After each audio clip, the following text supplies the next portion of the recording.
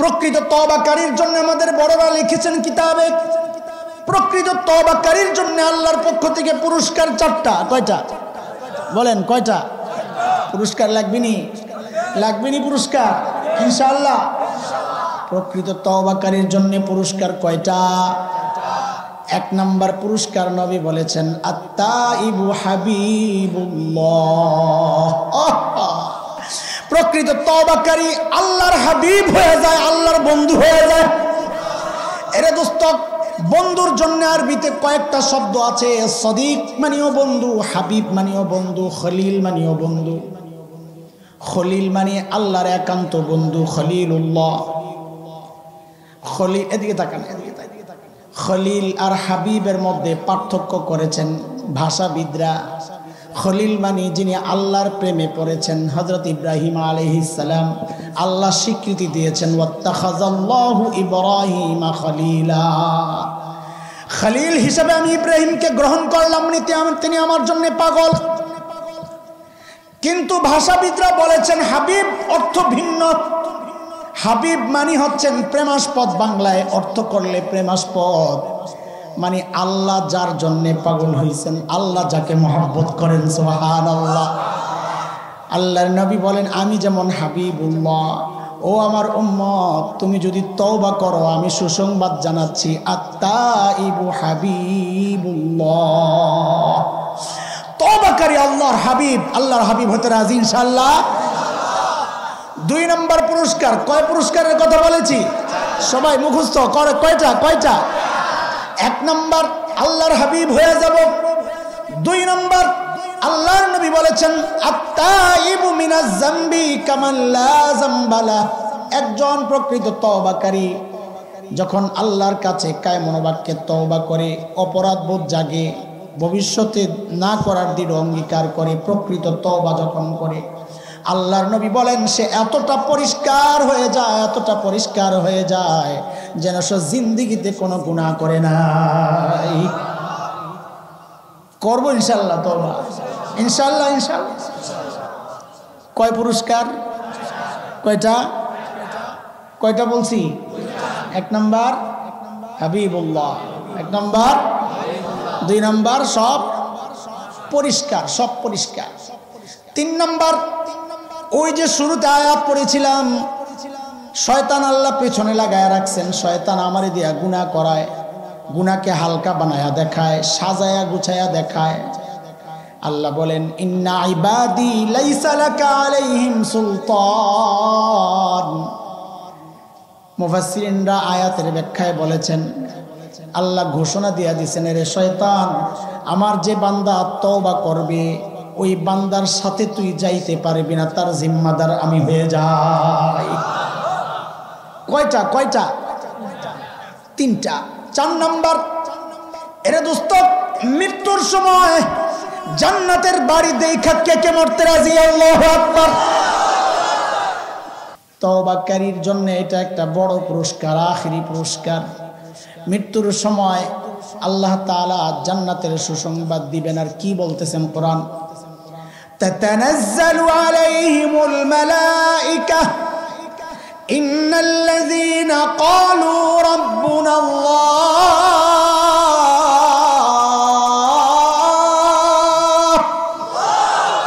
সুম্মা ইসতাকামু তাতানাজ্জালু আলাইহিমুল মালাইকা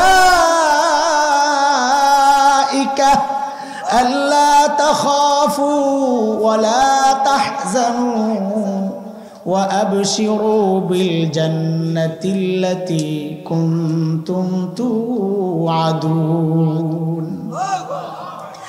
নাহনু আউলিয়াউকুম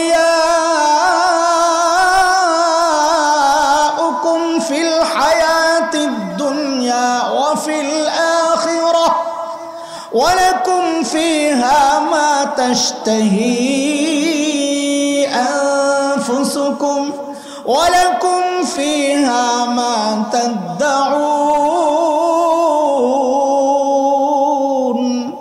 নুজুলাম মিন গফুরির রহিম। আল্লাহু আকবার।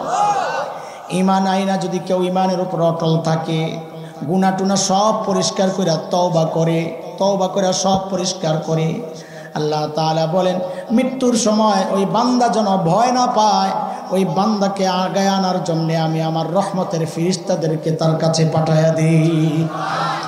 তাতানাজ্জালু আলাইহিমুল মালাইকা, রহমতের ফেরেশতারা আসেন, আয়েশা কি বলেন, আল্লাহ তাখাফু ওয়ালা তাহজানু, ভয় নাই, আতঙ্ক নাই, আশঙ্কা নাই। ওলামায়ে কেরাম আছেন, অনেক চেহারা দেখলে বোঝা যায় খৌফ আর হুজন দুইটার মধ্যে পার্থক্য আছে। খৌফ আর হুজন, খৌফ মানে হইল অনাগত আশঙ্কা, সামনের ভয়। হুজন মানে অতীতের ভয়, অতীতের সমস্যার কারণে দিলের মধ্যে ভয় জাগা। ওই মৃত্যু পথযাত্রী বান্দার দুইটা আশঙ্কা, এক হচ্ছে আমি যে মরে যাব, আমার সন্তানের কি হবে, আমার পরিবারের কি হবে, ওই আশঙ্কা। আরেক আশঙ্কা হচ্ছে আরে কবরে গেলে আমার কি হবে, আমার আখিরাতের কি হবে। ফেরেশতারা জানায়া দিচ্ছেন আল্লাহ তাখাফু, সামনেও ভয় নাই, আল্লাহ তাখাফু, সামনেও ভয় নাই, ওয়ালা তাহজানু, পিছনেরও ভয় নাই। কেন? নাহনু আউলিয়াউকুম ফিল হায়াতিদ দুনিয়া ওয়া ফিল আখিরাহ, আমরা দুনিয়ায়ও তোমার সাথে আছি, আখিরাতেও তোমার সাথে আছি। তোমার সন্তানের জিম্মাদার আমরা, জান্নাতে পৌঁছায়া দেওয়ার জিম্মাদারও আমরা। ওয়া আবশিরু বিল জান্নাতিল্লাতী কুনতুম তুআদুন, ওই জান্নাতের সুসংবাদ গ্রহণ করো যেই জান্নাতের ওয়াদা আগে পাইছো। সেখানে যায়া কি পাইবা? বলে ওয়ালাকুম ফিহা মা তাশতাহি আনফুসুকুম ওয়ালাকুম ফিহা মা তাদউন, জান্নাতে কি পাইবা জানো? বলে যা প্রকাশ করবা ওইটাও পাইবা, যা ভিতরে ভিতরে ঘুরে প্রকাশ করবা না আল্লাহ জান্নাতে ওইটাও দিয়ে দিবে। দেখেন দেখেন এখানে এমন একজন আসেননি যে প্রধানমন্ত্রী হইতে চান না, আসেননি, কিন্তু বলেন না শরমে কেউ মানুষ পাগল কইব। কি কইব? পাগল বলবে। আর চান না, মানুষ পাগল বলবে প্রধানমন্ত্রী হইলে। এই জন্যে আমি বলবো না যে আমি প্রধানমন্ত্রী হতে চাই, কিন্তু ভিতরে ভিতরে ঘুরে বহু চাওয়া আছে মানুষের, বলতে পারে না। আল্লাহ বলেন ওয়ালাকুম ফিহা মা তাশতাহি আনফুসুকুম ওয়ালাকুম ফিহা মা তাদউন, যা বলবা তাও পাইবা, যা ভেতরে ভেতরে রাখবা তাও পাইবা। বলে যা চায় তাই পায়, এটা তো ফাঁসির আসামিও পায়, পায় না? পায় না? ফাঁসির আসামিরে বলে না কি চাও, শেষ বলো কি চাও, তো বলে একটা, বলে না? এটাও এমন নিয়ম করে ফাঁসি দিব নিশ্চয়, যা চাও তাই দিবা। আল্লাহ কয় না ডরাইস না, নুজুলাম মিন গফুরির রহিম, এটা গফুরুর রহিমের পক্ষ থেকে তোমার জন্য মেহমানদারি। আল্লাহু আকবার, আল্লাহু আকবার। পুরস্কার কয়টা? কয়টা? কয়টা? আত-তাইবু হাবিবুল্লাহ, প্রকৃত তওবাকারী আল্লাহর বন্ধু হয়ে যায়। আত-তাইবু মিনাজ যামবি কামান লা যামবালা, প্রকৃত তওবাকারী একদম নিষ্পাপ হয়ে যায়। ইন্না ইবাদি লাইসা লাকা আলাইহিম সুলতান, আল্লাহ বলেছেন এরে শয়তান, আমার প্রকৃত বান্দার সঙ্গী তুই হইতে পারবি না, তার জিম্মাদার আমি আল্লাহ। 4 নাম্বার, প্রকৃত তওবাকারী আর ঈমানের উপর মজবুতির সাথে যে থাকবে, আল্লাহর ওয়াদা, মৃত্যুর সময় আল্লাহ ফেরেশতাদের মাধ্যমে জান্নাতের সুসংবাদ দিয়া দুনিয়া আখিরাতের দায়িত্ব ফেরেশতারা নিজের কাঁধে চাপায়া ওই বান্দাকে মেহমান বানায়া আগায়া নিয়ে যাবে। আল্লাহু আকবার। চাই কি চাই না? আরে এই মৃত্যু চাই কি চাই না? তাইলে আজকের এই মজলিস থেকে পুরাপুরি তওবা কইরা তারপরে যাবো ইনশাআল্লাহ। কোন তওবা? তাওবায়ে নাসুহা। কোন তওবা? আরে কোন তওবা করব? তাওবায়ে নাসুহা। ওই যে হাসান বসরি বলেছেন তাওবায়ে নাসুহা মানে, বলে তাওবায়ে নাসুহা মানে এমন তওবা, আগে গুনাহ করছি যতটা আগ্রহে, এখন ওই গুনাহকে ঘৃণা করব ততটা উল্টা। যতটা পছন্দ করে গুনাহটা করছি, এখন ততটা ঘৃণা করব। বলেন ততটা। এটা হলো তাওবায়ে নাসুহা। শর্ত কয়টা? তাওবায়ে নাসুহার জন্যে কয়টা শর্ত? 1 নাম্বার গুনাহ থেকে ফেরত আসতে হবে, 2 নাম্বার অনুতপ্ত হইতে হবে, 3 নাম্বার ভবিষ্যতে না করার দৃঢ় অঙ্গীকার করতে হবে, 4 নাম্বার খারাপ বন্ধু ছাড়তে হবে। এই সময়ের জন্য সবচাইতে খারাপ বন্ধু কি? ছাড়তে তো পারবেন না, নিয়ন্ত্রণ করেন। হ্যাঁ ইনশাল্লাহ, খারাপটারে ভালো বন্ধু বানায় নেন। হ্যাঁ, ওই মোবাইল আপনার দ্বীনের জন্য কাজে লাগুক ইনশাআল্লাহ। হ্যাঁ ঠিক আছে ইনশাআল্লাহ। আল্লাহ তাআলা আমাদের সবাইকে তওবায়ে নসুহা করে দুনিয়া থেকে বিদায় নেওয়ার তৌফিক দান করেন, গুনাহমুক্ত জীবন দান করেন। আমাদের হাজী নুরুজ্জামান সাহেব মাশাআল্লাহ, মানুষ দুনিয়ায় কত কিছু করে, এই আল্লাহর বান্দা মাদ্রাসা করছে, এ চালাক মানুষ। এই লোক কি কথা কয় না? আর এই লোক কি? এই প্রকৃত চালাক হইল এক কাম সারছে। আপনি আমেরিকায় বাড়ি বানাইতে পারলে আপনি ভাবেন যে হ্যাঁ বহুত চালাক, দেশের থেকে টাকা নিয়ে আমেরিকায় বাড়ি করছে, দেখছো কারবার, মালয়েশিয়া বাড়ি করছে, এটা আপনার কাছে অনেক কিছু মনে হইতেছে। কিন্তু যেই মানুষ আসল চালাক সে দুনিয়ার টাকা দিয়া জান্নাতে বাড়ি বানায়। আল্লাহু আকবার। তো প্রকৃত চালাক কে? এই লোক হইল প্রকৃত চালাক। আল্লাহ তাআলা আমাদেরকে সবাইকে এরকম চালাক বানায় দেন, আমিন। কাজী ফকিহ আবুল লাইস সামারকান্দি রহমতুল্লাহি আলাইহি, নাম শুনে থাকবেন। তার একটা কিতাব আছে তানবীহুল গাফিলিন, বড় দামি কাজ করছেন তিনি। আমাদের মতো গাফেল যারা আখিরাত নিয়া, তাদেরকে জাগায়া তোলার জন্য এই কিতাব, নামটাই এমন, তানবীহুল গাফিলিন। তানবীহ করা, সতর্ক করা, জাগায়া তোলা যারা অসতর্ক, গাফেল, উদাসীন। ফকিহ আবুল লাইস সামারকান্দি রহমতুল্লাহি আলাইহি তানবীহুল গাফিলিন একটা ঘটনা আনছেন, বড় আজীব ঘটনা। অনেক রাত হয়েছে, আমি বুঝতেছি আপনাদের কষ্ট হয়, শেষ করে না। আরে আমার কষ্ট আপনাদের কষ্ট না? কথা কয় না। আমার কষ্ট আপনাদের কষ্ট না? তা আমার তো কষ্ট হইতেছে, তো এবার আপনাদেরও কষ্ট হইতেছে। হ্যাঁ ঠিক আছে, এবার ঠিক আছে। ফকিহ আবুল লাইস সামারকান্দি রহমতুল্লাহি আলাইহি তানবীহুল গাফিলিন কিতাবে একটা ঘটনা এনেছেন, নবী যুগের ঘটনা। ও গুনাহগার, এই ঘটনা থেকে নিজেকে জাগিয়ে তোলার রসদ পেতে পারি আমরা ইনশাআল্লাহ। একটু শুনেন মনোযোগ দিয়ে। হযরত ওমর রাদিয়াল্লাহু তাআলা আনহু নবীর দরবারে যাচ্ছিলেন। পথের মধ্যে দেখেন এক যুবক হাউমাউ করে কান্না করতেছে, হাউমাউ করে কান্না করতেছে। হযরত ওমরের দিলের মধ্যে খুব চোট লাগছে তার কান্নার ধরন দেখে। কিছু কান্না আছে দেখলো কান্না আসে, তাই না? মানুষ যখন একদম নিজের নিয়ন্ত্রণ হারায় কান্না করতে থাকে, ওই কান্না দেখলেও কান্না আসে। হযরত ওমর জিজ্ঞেস করলেন, ও ভাই তুমি কেন কান্না করতেছো, কি সমস্যা? তো যুবক বলে, হযরত আমি অনেক বড় গুনাহ করে ফেলছি, আমি অনেক বড় গুনাহ করে ফেলছি, হায় আমার কি হবে, এই বলে খুব চিৎকার করতেছে। তার দৃশ্য দেখে হযরত ওমর কান্না শুরু করছে। কান্না করতে করতে নবী আলাইহিস সালামের দরবারে। নবী জিজ্ঞেস করেন, ওমর আপনি কেন কান্না করতেছেন, কি সমস্যা? বলে, ইয়া রাসূলুল্লাহ, রাস্তায় একটা যুবককে এমন ভাবে কাঁদতে দেখছি, ওইটা দেখে আমারও কান্না আসছে। তো নবী বলেন, যুবককে নিয়ে আসেন, আমার কাছে নিয়ে আসেন, কেন কান্না করতেছে দেখি। যুবক আসলো, নবী জিজ্ঞেস করেন, তুমি কেন কান্না করতেছো? বলে, ইয়া রাসূলুল্লাহ, আমি অনেক বড় গুনাহ করে ফেলছি। তো নবী জিজ্ঞেস করেন, তোমার গুনাহ বড় না আল্লাহর আরশ বড়? বলে, আমার গুনাহ বড়। এই অনুভূতিটা ভালো। নবী জিজ্ঞেস করেন, তোমার গুনাহ বড় না আল্লাহর কুরসি বড়?